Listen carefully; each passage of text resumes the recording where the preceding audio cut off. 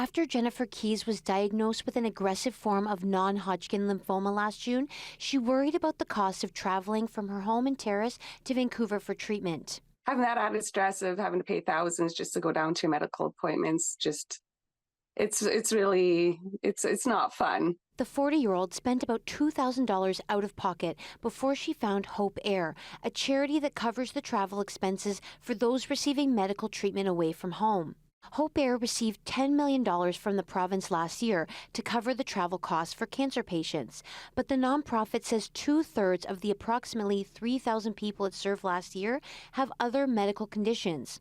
For those patients, Hope Air largely relies on private donations. The province announced this week it will give the Canadian Cancer Society another $20 million for patients' travel.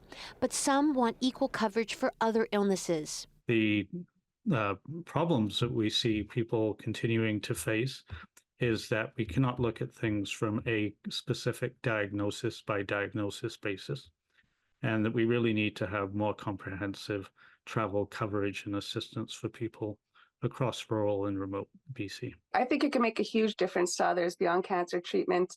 Like I said, being up north here, we don't have a whole lot of access to different medical services.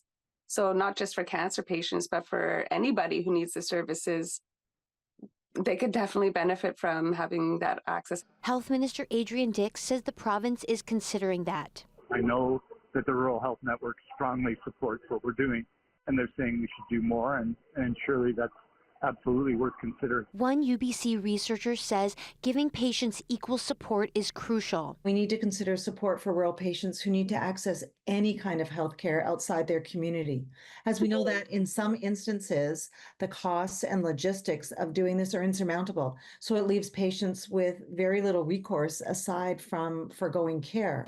Cornelson says that's because patients who have to pay out of pocket pay an average of $2,200 during the course of their care.